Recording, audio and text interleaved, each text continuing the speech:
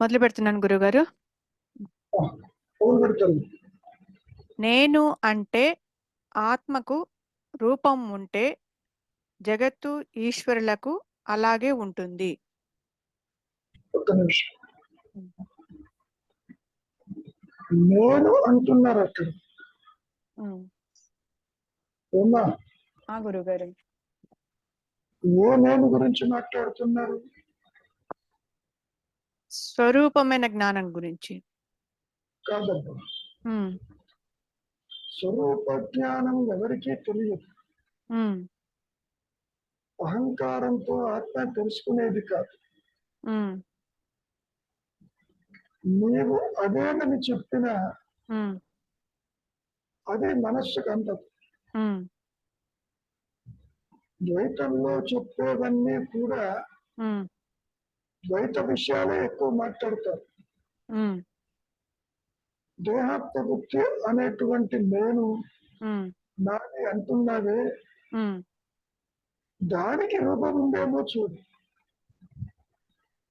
ఉమ్, ఉమ్, నీవు కనుక దేహం అయితే ఉమ్, భగవంతుడికి దేహం ఉంటుంది, ఉమ్, జగత్తుకి ఒక ఆకారం ఉంటుంది. ఉమ్, నీవు నిరాకారం అయితే వాటిని చూచేదెవరు? అవును గురుగారు. మెల్లగా చదువు. నేను అంటే ఆత్మకు రూపం ఉంటే జగత్తు ఈశ్వరులకు అలాగే ఉంటుంది. ఇక్కడ ఆత్మ అంటే ఉమ్, సత్యం గురించి నేను ఆలోచించగలను. సత్యం ఎవరు చెప్పలేరు. ఉమ్, ఉమ్, ఆత్మకు రూపం ఉందా లేదా, ఆత్మ ఎలా ఉంటుంది, ఉమ్, తురియ స్థితి ఏమిటి, ఉమ్, అక్కడ సృష్టి ఉంటుందా లేదా అన్న చర్చ కాదు ఇది. ఉమ్, ఉమ్, ఆత్మ అనుభవం గురించి మాట్లాడుతుంది. ఉమ్, ఒక వ్యక్తిగా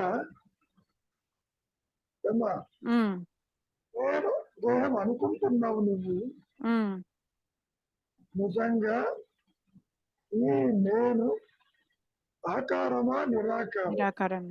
ఉమ్, అసలు ఉన్నదే ఉమ్, దేహమా చెప్పటం లేదు. చెప్పటం లేదు. అవును గురుగారు. అని ఉన్నట్టు. ఉమ్, సరే, ఆత్మ సంఖ్యని పక్కకి పెడదాం. ఉమ్, ఉమ్, జగత్తు చెప్పదు, దైవము చెప్పదు, తాను చెప్పద్దు. ఉన్నట్టు. అవును గురుగారు. ఉమ్, కాబట్టి నేనుకు రూపం ఉన్నదా లేదా, ఈ అహంకారానికి, ఉమ్, లేదు. ఈ వ్యక్తిత్వం లేదు అంటే ఉమ్, సత్యం కనిస్తే కానీ తెలియదు తెలియదు. లేదని. ఉమ్, అవును గురుగారు. ఉమ్, నువ్వు కాసేపు నిద్రపోతేనే నిద్రలో మటుకు. ఉమ్, దేహము జగత్తు ఎగిరిపోతున్నది. ఉమ్, అవును గురుగారు. కాబట్టి నేను స్వరూపం ఏమిటి, ఉమ్, అది ఆకారమా నిరాకారమా, ఉమ్, దాని పరిస్థితి ఏమిటి, అసలు ఉన్నదా? ఉమ్, ముందుగా చదువు. ఆత్మ నిరాకారమైతే ఆకారాలు చూసేదెవరు? ఎవరు ఎలాగా? చూస్తున్నారు? ఉమ్, ఆత్మని జీవాత్మగా తీసుకున్నా, ఉమ్, ఆత్మ దేన్ని చూడదు, అది నేను చూడదు. గ్యారెంటీ. ఉమ్, ఉమ్, దాని తనలోనే ఉంటుంది. ఉమ్, ఈ ఆకారాన్ని చూసేది ఎవరు? ఈ మాయా ఈ నేను. మాయ నేను చూస్తా ఉంది. ఉమ్, ఉమ్, అది ఏమంటారు చూడు. దృశ్యం ఎప్పుడన్నా చూచే కన్ను కన్నా భిన్నమా? అంటే నిజం. ఇక్కడ ఉమ్, విను, ఉమ్, చూచేది ఎవరు?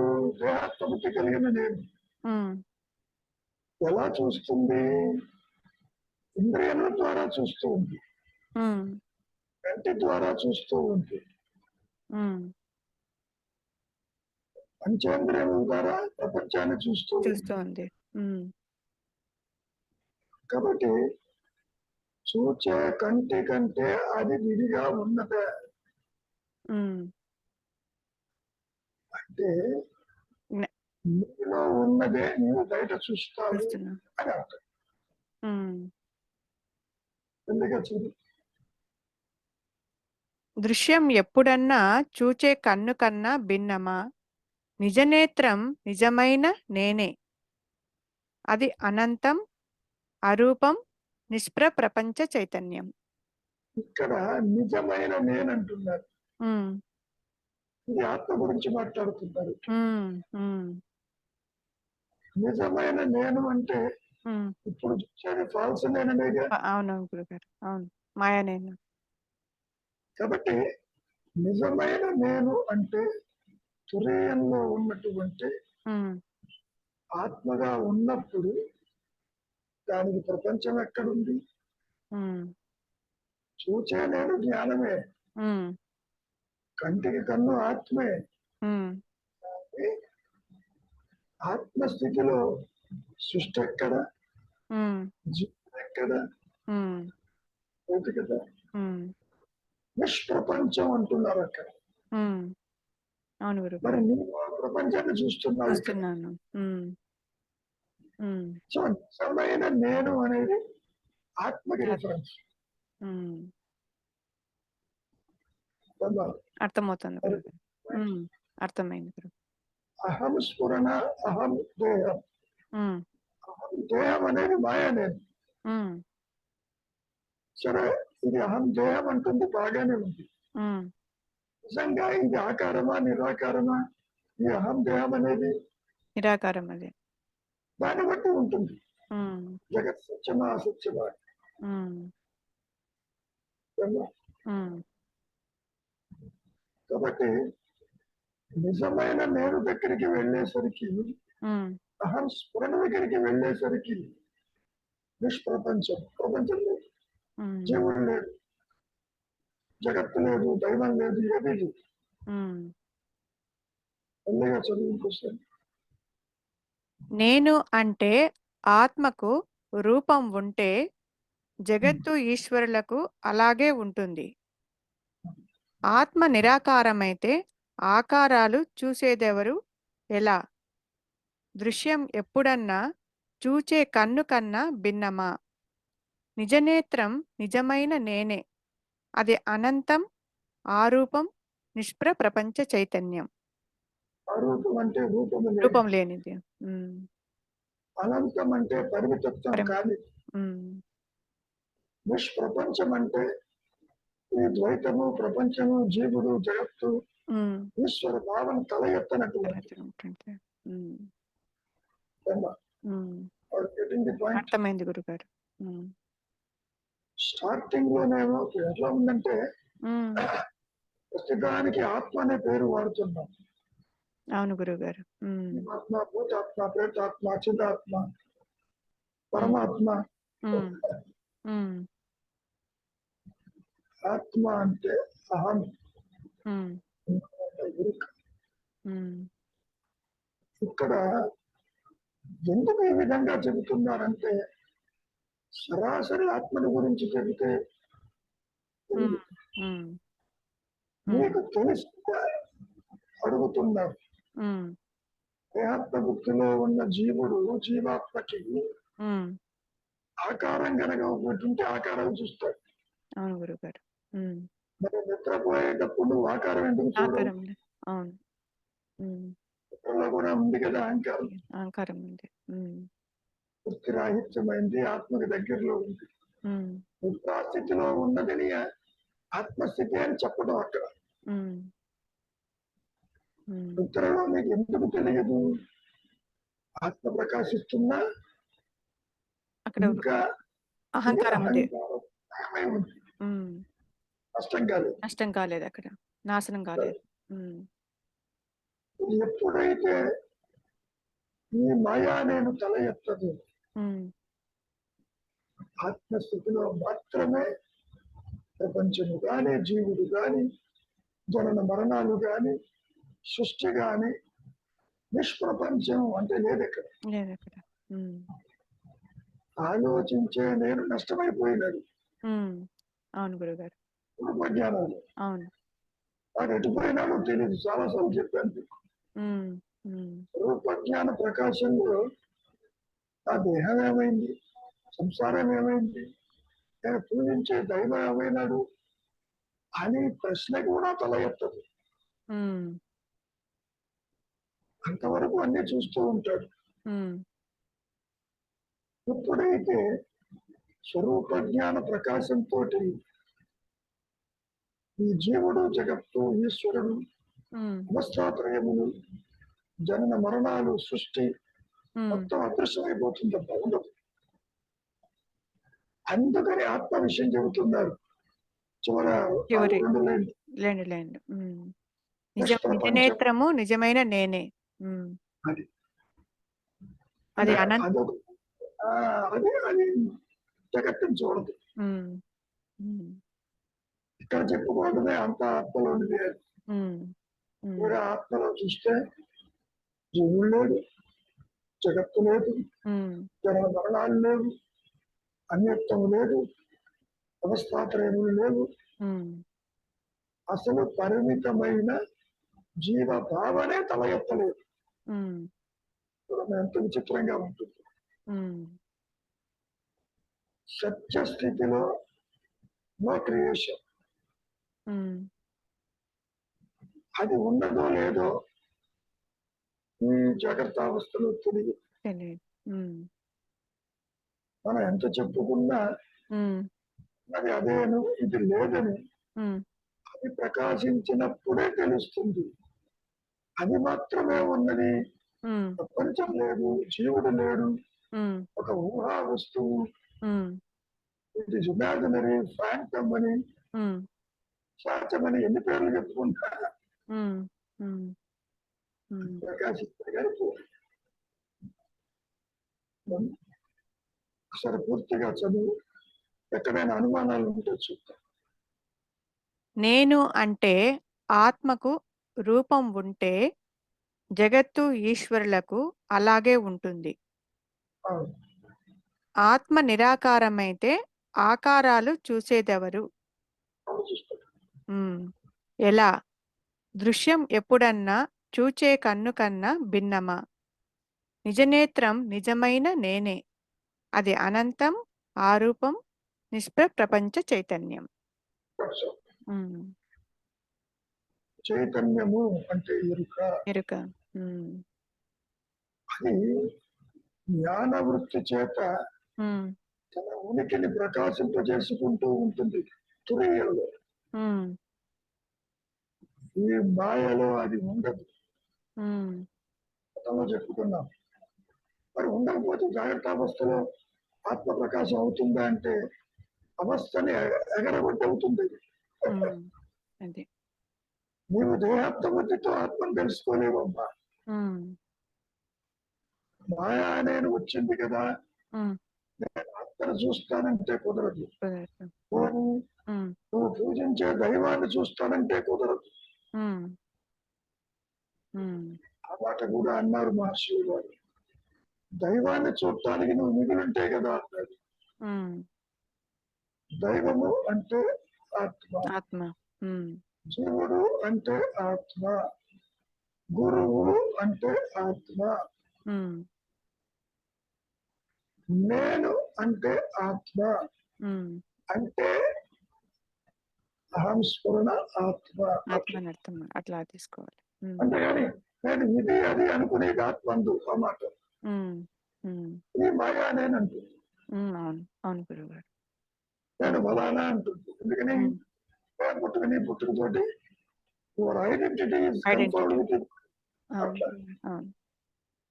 ఉమ్, ఆత్మకి వేరే ఐడెంటిటీ కన్ఫర్మేషన్ అక్కర్లే. ఉమ్, ఉమ్, అది నిష్ప్రపంచము, నిరాకారము, జ్ఞానమయము. ఉమ్. జ్ఞానము చేత అది ప్రకాశిస్తుంది. ఈ మాయనేనికి అన్ని కావాల్సినవి అన్నీ కావాలంటే ఎక్కడున్నా ఏం లేవు. లేవు కళ, కానీ కళలో అన్నీ కావాలంటే వస్తాయి, లేదు గురువు. వెళ్ళిపోగానే పోతున్నాయి. పోతున్నాయి. ఇది కూడా ఇలాగే. కానీ మీరన్నట్లు ఆ స్వరూప జ్ఞానము సత్యం తెలియనంత వరకు సత్యము జీవుడికి తెలియదు. తెలియదని. అవును గురుగారు, మీరు అంటుంటారు. అది ప్రకాశించినప్పుడే ఉమ్, ఈ జీవుడు ఇదంతా దానిలోనిదే, విడిగా లేదు. లేదని తెలుస్తుంది. ఉమ్, నథింగ్ ఈజ్ అపార్ట్ ఫ్రమ్ జీవం, రియాలిటీ. రియాలిటీ. అది కూడా గంగబీజ మనస్సుతో తెలుస్తుంది. ఉమ్, ఎండమావుల్లో నీళ్ళలో పోయినా కనపడుతుంది కదా. అవును. అవును. జగత్తు అసత్యమైన కనపడుతుంది. అవును. హ్మ్. హ్మ్. నీవు దేహము కాకపోయినా దేహము జగత్తు కూడా కనపడుతుంది. హ్మ్. ఇతరులాగానే ఇద్దరిలాగా ఉన్నాయి. ఒకరిలో మరి ఏమీ లేదు, ఆత్మగా లేదు. ఉన్నావు కదా. అవును. హ్మ్. మరి అంతవరకు ఈ దేహం ఏమైంది, ఎక్కడికి పోయింది, ఎక్కడ ఉన్నది? హ్మ్. కాబట్టి సృష్టి జోలికి పోవద్దన్నారు మహర్షి. హ్మ్. అది కనుక్కోవడం కష్టం. ఇది ఎక్కడి నుంచి వచ్చింది, ఎక్కడికి పోతుంది ఎవరికి తెలుసు కదా. అర్థమైంది. హ్మ్. ఆయన రవి ఇంకేమన్నా ఉందా? గురువు గారు, నేను ఒక రూపం ఉంటే జగత్తీశ్వరులకు కూడా రూపం అంటే ఇప్పుడు ఆత్మ గురించి ఎట్టాగో తెలియదు కాబట్టి ఇప్పుడు ఈ మాయా నేనుకి ఇప్పుడు నేను రూపము జగత్తు ఒక రూపంగా ఈశ్వరుని ఒక విడిగా రూపాలుగా చూస్తున్నాను కాబట్టి అంటే ఈ అహంకారానికి కూడా రూపము ఉండంటారా గురువు గారు? అయితే ఉంటే అది సత్యం. నీవు దేహం అయితే ఈశ్వరుడు కూడా దేహం ఉండదు, విష్ణుమూర్తికి దేహం ఉండదు, నువ్వు పూజించే దైవానికి కూడా దేహం ఉండి తీరాలి. ఇప్పుడు జగత్తుకి రూపాలు చూస్తున్నాగా, జగత్ అంతా ఒక రూపంగా చూస్తున్నాగా నేను ఇప్పుడు. అందుకని దేహం అనుకుంటున్నావు కానీ చూస్తున్నావు. స్థూల దేహము లేక జగత్తును చూచిన వారు ఉన్నారా? చెప్పినారు. నువ్వు దేహాత్మబుద్ధి వచ్చిన తర్వాతనే కదా జగత్తును చూస్తున్నావు. అంటే దేహాత్మబుద్ధి అంటే ఈ మాయా నేనుకైతే దేహాత్మ బుద్ధితో లింకు ఏర్పడిన తర్వాతనే రూపం కనిపిస్తుంది అంటారా? అందుకని ఏమంటున్నారు, నీవు దేహమేమో చూడు. నీవు దేహమైతే స్థూల వస్తువులు కనపడతాయి. అదే నేను ఎవరన్నా విచారం చేస్తే దేహం లేకపోయినా నువ్వు ఉన్నావు కానీ ఇద్దరు. అవును. మరి నిద్రలో నీ దేహం ఏమైంది, సంసారం ఏమైంది, జగత్ ఏమైంది? అంతవరకు పూజిస్తున్నటువంటి నీ దైవం అయినాడు, అన్ని ఎగిరిపోయినాయిగా. అవును గురువు. కాబట్టి నీవు ఆకారం అయితే వారు కూడా ఆకారమే. ఎందుకని చూచే కన్నుకు భిన్నంగా అవి లేవు. కన్ను అంటే నేను, అహంకారం, పరోక్ష జ్ఞానము చూస్తుంది. ఇది కూడా జ్ఞానమే. అవును. కాంతిలో చూస్తుంది. ఈ చూచే సాపేక్ష జ్ఞానము ఆకారం అయితే ఆకారాలు చూస్తుంది, నిరాకారం అయితే ఎవరు చూస్తారు ఆకారాలు? అంటే ఇక్కడ చూచే సాపేక్ష జ్ఞానము ఆకారంగా మారిందంటే అంటే అక్కడ దేహంతో అటాచ్ అయ్యి ఆకారంగా ఆ జ్ఞానం ఆకార రూపం మారుతుందా గురుగారు? అంతేగా. అంటే జ్ఞానం మారటం లేదు, తాను దేహం అనుకుంటున్నది. ఇక్కడ వాసనతో వచ్చింది మాయా నేను. అవును. మరి అవి ఎక్సిక్యూట్ కావాలి అంటే ఇంద్రియాలున్న దేహం కావాలి. ఈ సృష్టిలో ఏదో ఒక శరీరం, అప్పుడే నువ్వు ఎక్సిక్యూట్ చేయగలవు. అంటే గురువుగారు ఇక్కడ ఇప్పుడు దేహంతో ఇప్పుడు నిద్రావస్థలో ఎటువంటి ఆకారాలు లేవు, జగత్తు లేదు, ఈశ్వరుడు ఎవరు లేదు, సంసారం లేదు, ఎటువంటి ఏ బాధ లేదు, ఆలోచనలు అంటే ఎటువంటి ఇది ఉండదు. కానీ ఇప్పుడు జాగ్రత్త అవస్థకు వచ్చినప్పుడు ఈ సాపేక్ష జ్ఞానము ఆ దేహంతో తాదాప్యం చెందినప్పుడు మాత్రమే ఆ జ్ఞానము మరో విధంగా మారి మనకు రూపాలు కనిపిస్తున్నాయా? కాదు, దేహాత్మబుద్ధి జనిస్తేనే రూపాలు కనపడతాయి. దేహాత్మబుద్ధి జనించడం అంటే గురువు గారు అక్కడ అది లేకపోతే నువ్వు నేను ఇప్పుడే మేల్కొన్నాను నిద్ర నుంచి వచ్చానట్లే చెప్తావు. ఎట్లా చెప్తావు నువ్వు? దేహం వచ్చి పంచేంద్రియాలు పనిచేస్తాయి కదా, పరిసరాలను చూసి జగత్తును చూసి ఇప్పుడే లేచాను అని అంటున్నావుగా.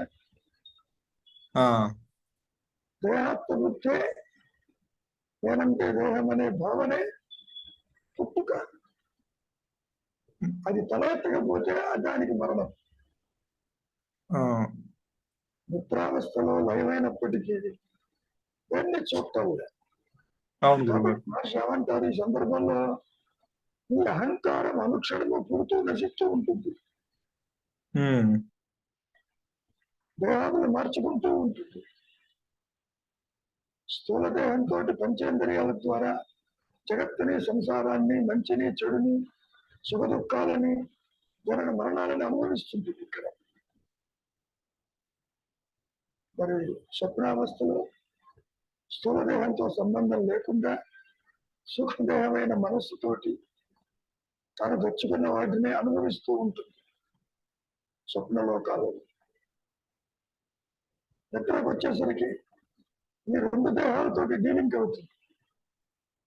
వృత్తిరాహిత్యమై అదిగో కారణ దేహంతో తెచ్చుకున్నప్పుడు ఇక్కడ ప్రారంభంలో ఉన్న వాసనలు, కోరికలు, బంధాలు పెట్టుకుని తన ఐడెంటిటీ పోకుండా అట్టి పెడుతుంది. అక్కడ నిద్రపోగానే రవికుమార్ అదృశ్యం కాడు, గురుగారు. రవి ఉంటాడు, నువ్వు అనుకునే రూపంలో ఉండడు. అక్కడ నువ్వు మళ్ళీ బయటపడుతున్నప్పుడు ఈ వాసనలు ఇవన్నీ తీసుకుని వ్యాప్తి వస్తావు. వాసన లేకుండా వచ్చావు అనుకున్నాం కాసేపు, ఏం చేయాలో తెలియదు నీకు.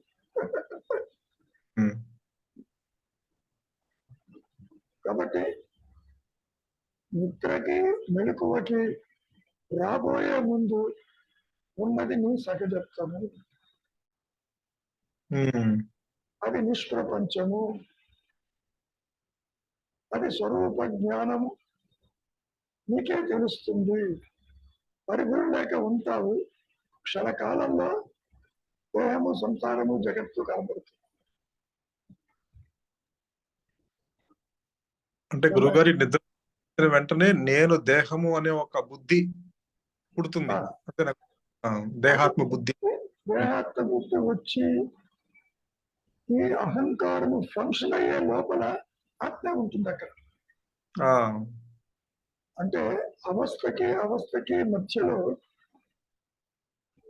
నిద్రకి మెలకువకి మధ్యలో, లేదా మెలకువకి స్వప్నానికి మధ్యలో అదే ఉంటుంది.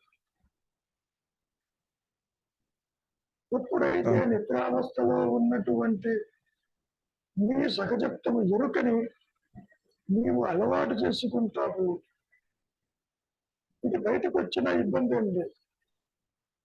నీకు ద్వైతం అలవాటైంది బాగా. సంసారము, తల్లిదండ్రులు, ఇతరులు, బాధ్యతలు, మంచి చెడు, కర్మకాండలు, ఇవన్నీ అలవాటై ఇది సత్యం అనుకుంటున్నావు. అది కనుక అలవాటైతే దీని జోలికి పోదు, ఇంకా ఇది ఉంటుంది, సాగిపోతూనే ఉంటుంది. అయితే అవస్థకి ఇప్పుడు జాగ్రత్త అవస్థలో నేను దేహాత్మ బుద్ధి అనేది ఒకటి జనిస్తుంది, మళ్ళీ నిద్రావస్థకి జారుకోగానే ఆ దేహాత్మ బుద్ధి మళ్ళీ వెనక్కి వెళ్ళిపోతుంది, లయం అయిపోతుంది. దేహాత్మ బుద్ధి జనించిన అహంకారము కొత్త వాసనలు తీసుకుని అదిగో ఆనందమయ కోశంలో ఉంటూ ఆత్మకి దగ్గరగా ఉంటుంది. వృత్తిరాహిత్యం, ఆత్మ తెలియకుండా ఉంటుంది, ఇతరులో తెలియదు. నాకు తెలిసేది జాగ్రత్త అవస్థలోనే. ఇక్కడ అహంకారం రావాలి, వృత్తిరాహిత్యం కావాలి. చూచే నేను దేనిని చూడకూడదు, తన స్వరూపమే చూస్తుంది. సరే, అనుగ్రహం చేత అన్నారు. అనుగ్రహం అంటే ఆత్మే.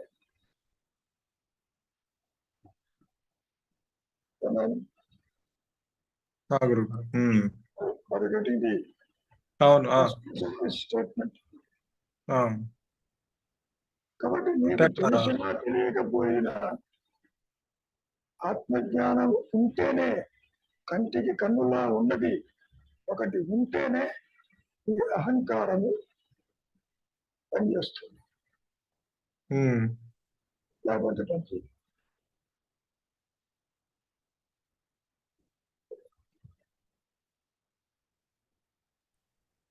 అంటే దేహాత్మ బుద్ధి జనించిన తర్వాత అప్పుడు నాకు ఈ సంసారము, ఈ జగత్తు ఇవన్నీ రూపాలుగా నాకు అప్పుడు గోచరి బాధ్యతలు, బరువులు, కొత్త అవన్నీ వాసనలు, వస్తుంది. కర్మకాండలు, ఏం చేయాలి, ఏది బాగుంటుంది అని నీ ప్రారంభంలో ఉన్నది ఎగ్జిక్యూట్ చేస్తాం. అంటే ఇప్పుడు దేహాత్మ బుద్ధి అది ఎలాగో ప్రారంభ ప్రకారం జనిస్తుంది, మళ్ళీ లయం అవుతుంది, జనిస్తుంది, మళ్ళీ లయం అవుతుంది. అంటే ఇప్పుడు ఈ ఈ అసలు నేనుకి ఈ ప్రాబ్లం ఉండదు. కాబట్టి ఈ మాయా నేను ఈ దేహాత్మ బుద్ధి నుంచి మనం తప్పించుకోవాలి అంటే ఈ జనించి మళ్ళీ ఈ ప్రపంచాన్ని గుర్తించకుండా ఉండాలి అంటే మీరు అన్నట్టు అక్కడ గురువుగారు అంటే ఆలోచనలు రహిత స్థితికి వెళ్ళాలి. స్వరూప జ్ఞాన ప్రకాశంతోనే జరుగుతుంది. నీళ్లు లేవని తెలిసిన ఎండమావులో నీళ్లు కనపడతాయి. అదే జగత్తు మిథ్య అనుకున్న జగత్తు కనపడుతుంది. దేహము నీవు కాకపోయినా దేహం కూడా కనపడుతుంది. అప్పుడు ఎవరు చేస్తారు కర్మకాండలు? ఇవన్నీ డ్రైవర్లెస్ వెహికల్ వెళ్తూ ఉంటుంది. ఒక ఎండుటాకు గాలికి ఎటుపోతే అటు పోతుందో కర్మానుసారంగా రియలైజ్డ్ సోల్ అందాకశ్యం మూలము నెరిగినటువంటి ఆ దేహదారి ఉన్న జీవన్ముక్తుడు ఆ విధంగా పోతూ ఉంటాడు అని అర్థం. అందుకనే వాళ్ళు చేసేవన్నీ అకర్మలు అన్నారు.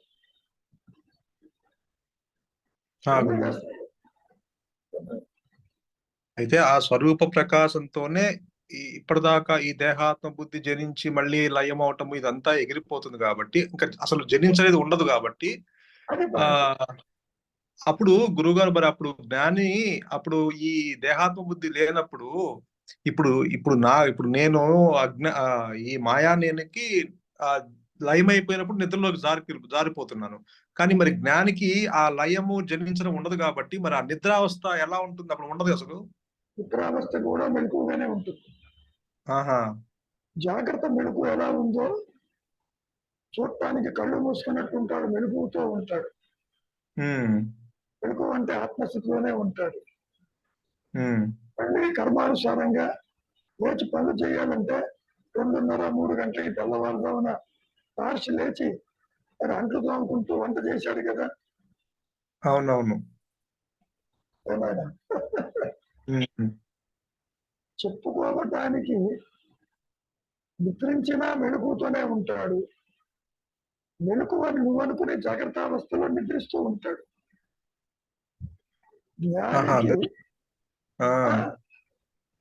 అంటే ఇది ఉన్నా లేనట్టే ఉంటాడు. అవస్థలు ఉండవు అక్కడ.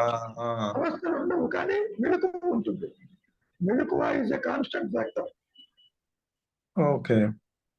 3 అవస్థల్లో ఉంటుంది కానీ పని చేస్తున్నప్పుడు తాను చేస్తున్నాడు అని అనుకోడు, అది సాగిపోతూ ఉంటుంది. అంటే అసలు నిద్రలోకి జారుకెళ్ళటం అనేది ఉంటుంది? అసలు నిద్ర ఉండదు కదా. ఉండదు. నిద్ర అనేది పూర్తిగా వ్యక్తిత్వము అహంకారానికి సంబంధించింది. అవును. ఆ ముడి తెగిపోయినప్పుడు నిద్ర పోయేవాడెవడు, మేల్కొనేవాడు? దేహం ఉంది కాబట్టి ప్రారంభంగా 1950 దాకా ఆ దేహంతో ఒక బర్డన్ కింద ఉండాల్సి వస్తుంది. అంటే ఇప్పుడు మా చూసే వాళ్ళకి ఆయన అర్ధరాత్రి నిద్రపోతున్నాడేమో అనుకుంటాం మేము. అంతే. అదే ఒకసారి ఇట్లాగే ఆశ్రమంలో బాగా ఎండపడి ఎవరో వచ్చారు చూడటానికి, మహర్షి డిస్టర్బ్ చేయొద్దు, ఆయన రెస్ట్ తీసుకుంటున్నారు అన్నాడు. వెంటనే ఆయన బయటకు వచ్చి ఆ ఎండలో కూర్చుని వాళ్ళు ఎక్కడి నుంచో వస్తే నేను రెస్ట్ తీసుకుంటున్నా అంటావా రండి అన్నాడు. కాబట్టి రెస్ట్ అనేది లేదు. చూసే వాళ్ళకి ఆయన కళ్ళు మూసుకున్నట్టు పని మానుకున్నట్టుగా అనిపిస్తుంది. అదే చెప్పారు కదా, సామాన్యుడి జాగ్రత్త, జ్ఞానికి నిద్ర. సామాన్యుడి నిద్ర, జ్ఞానికి జాగ్రత్త. అంటే ఎప్పుడూ మెలకుతో ఉంటాడు. జాగ్రత్త అవస్థలో కూడా మెలకు ఉంటుంది కానీ నువ్వు అనుకున్నట్టు వాటితోటి సంబంధం ఉండదు. అదే ఆ, చేసినా చెయ్యని వాడే, చూచినా చూడని వాడే, తిన్నా తినని వాడే. అట్లా అదే ఆయన గురుగారు. తింటారు కూర్చొని, అందరితో పాటు భోజనం చేస్తాడు. ఆ, కాబట్టి జ్ఞాని మనస్సుని తెలుసుకోవాలి అంటే నీవు జ్ఞానిగా అయితేనే తప్పదు. తెలీదు. అవును, అంతే. ఎంత ఇమాజిన్ చేసుకున్నా అవును. ఎలా ఉంటుంది. దేహం రాలిపోయాక ఆయన ఏమవుతాడు, దేహం ఉంటే ఎలా ఉన్నాడు తర్వాత కూడా అలాగే ఉంటాడు. వ్యక్తిత్వం లేకపోతే ఆయన ఏ విధంగా పనిచేస్తాడు, ఏ ఫోర్స్ తో పని అవుతుంది మనం చెప్పలేదు. గురుగారు. దీనికి ఉదాహరణ ఎలా చెప్పారో తెలుసా మహర్షి? ఫ్యాన్ తిరుగుతూ ఉంటుంది, స్విచ్ ఆఫ్ చేస్తాం, అయినా కొంతకాలం తిరుగుతుంది. అవునవును. వితౌట్ కరెంట్ తిరుగుతున్నట్టు ఉంటుంది. ఇక్కడ కూడా వితౌట్ ఈగో 1950 దాకా తిరుగుతూ ఉంది ఆ దేహం. అది ప్రారంభవశంగా మనం చెప్పుకోవాలి. కాబట్టి దేహం ఉంటే ఒక స్థితి, దేహం లేకపోతే ఒక స్థితి అని అనుకుంటారు అజ్ఞానం వాళ్ళు ఉన్నవాళ్ళు. ఇతర ఫంక్షన్ అవును. దేహం ఉన్నా లేకపోయినా ఐఆమ్నెస్ లోనే ఉంటాడు ఆయన. ఐఆమ్నెస్ అంటే ఐఆమ్ స్పోర్, అనంతంగానే ఉంటాడు. కాలంతో కూడా సంబంధం ఉండదు. కాలం ఎక్కడుంది కనుక అదే అదే గురుగారు. నువ్వు పనులు చేసి పరిగెత్తాలి కాబట్టి క్యాలెండర్ చూస్తావు, ముహూర్తాలు చూస్తావు, టైం చూస్తావు, మంచి అంటావు, చెడు అంటావు. అది లేవుగా. అవును. చెప్పండి, ఇది అదృశ్యమే లోపల ఇంకేమైనా అనుమానం ఉందమ్మా? పద్మజ, శ్రీనివాసరావు కానీ ఎవరైనా సరే. ఎందుకంటే ఉన్న కాస్త సమయంలో వెరీ క్లియర్. తర్వాత గుర్తొచ్చిన మెసేజ్ పెట్టండి, పర్వాలేదు. ఏమన్నా అరుణ ఏం లేదా?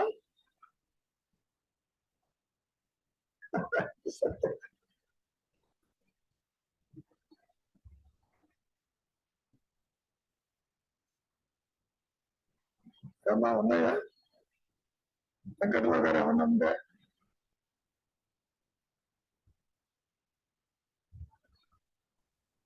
లేదండి, ఏం లేదు. 6 గంటలు దాటుతుండదంటే ఇది అదృశ్యం అయిపోతుంది. అప్పటికే 30-35 మినిట్స్ వచ్చింది, చాలా, అదే ఎక్కువ. You're highly benefited from Ireland.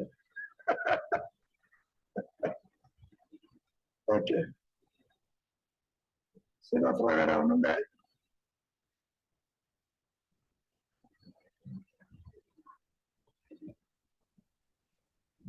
ఏమి లేదు సార్. మూర్తి గారు, మీరు అదృశ్యంలో ఉన్నారు, ఏమన్నా ఉందా?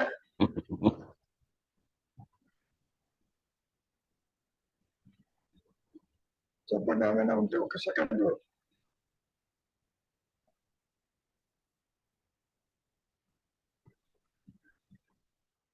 అన్మ్యూట్ చేసుకోండి, లేకపోతే మీ మాట వినపడుతున్నారు.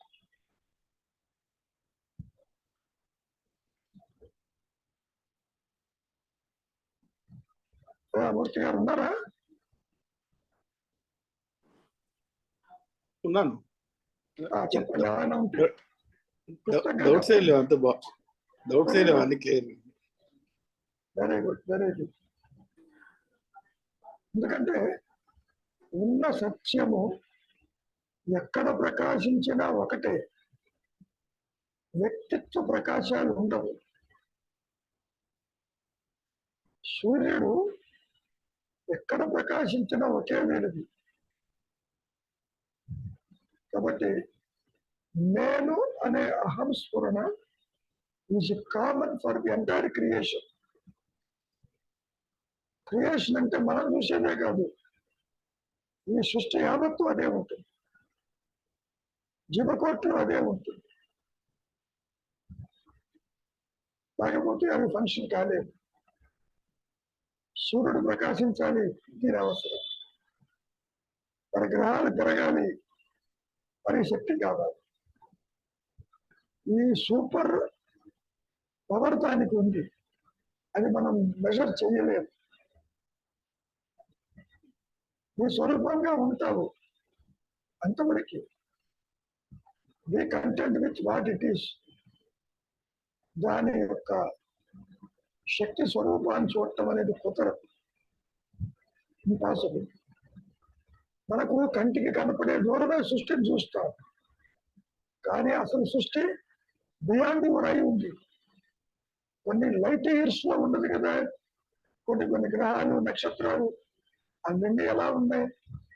ఈ హయ్యర్ పవర్ ద్వారా ఉన్నాయి. దాన్ని మనం ఆత్మ అని, లేకపోతే ఎరుక అని, జ్ఞానం అని ఇక్కడ చెప్పుకుంటాం. అంతవరకు